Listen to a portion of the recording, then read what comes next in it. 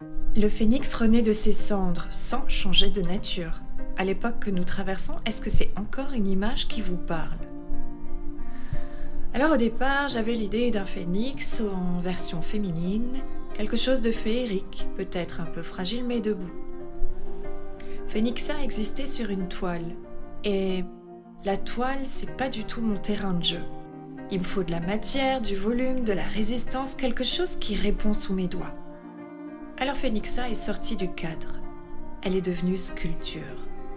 Et pendant sa fabrication, quelque chose a glissé, comme souvent quand je crée. Je crois savoir où je vais, et puis c'est l'œuvre qui commence à avancer, et moi qui la suis. Phénixa a commencé à penser toute seule. Alors elle est sortie d'un livre. Le livre est venu après, comme une évidence retardée, comme si l'histoire existait déjà et qu'il lui manquait seulement le support.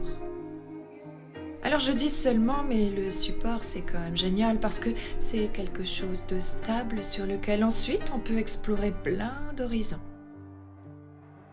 Bon, tout le monde connaît le mythe du phénix, cet oiseau magnifique qui brûle, qui meurt et qui renaît de ses cendres encore et encore. Voyez, il renaît, il repart de zéro. Ce qu'on oublie souvent, c'est que le phénix ne renaît pas parce que ça va, il renaît parce qu'il n'a pas d'autre option. C'est là que la résilience entre en scène.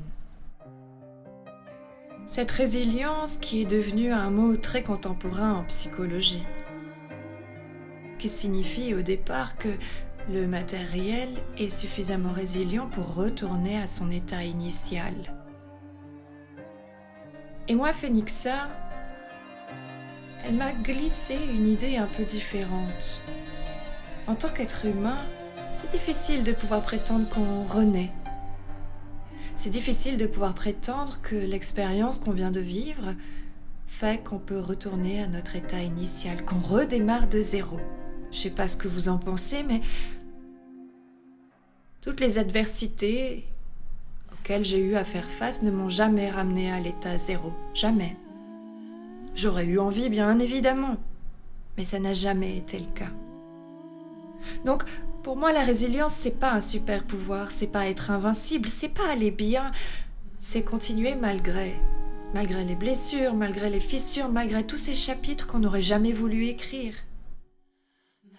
C'est là que se tient Phénixa, dans cet espace précis entre la chute et le moment de se relever. Elle n'est pas triomphante, elle est simplement en train de devenir. Et comme vous pouvez le voir, elle sort du livre. Le livre sous elle, c'est pas un objet décoratif, c'est une promesse. Parce que Phénixa, elle est née avec le désir d'écrire, même sans livre, même sans roman.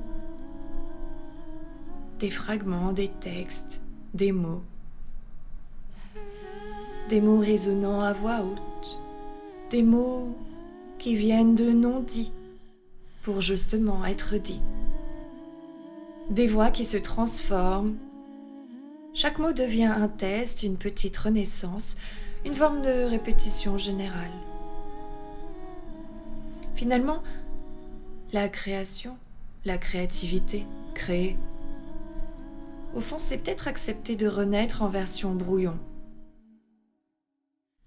La peinture, quand on la rajoute, elle marque une autre étape. La couleur n'efface rien. Elle souligne, elle révèle les accidents. Elle révèle le beau, elle enjolive le moche. Ce qui est moche est relatif, évidemment. Rien n'est lissé, le chemin reste visible, les reprises, les hésitations. Parce que la résilience, c'est pas une ligne droite, c'est une spirale. On repasse par les mêmes endroits, mais jamais avec le même regard.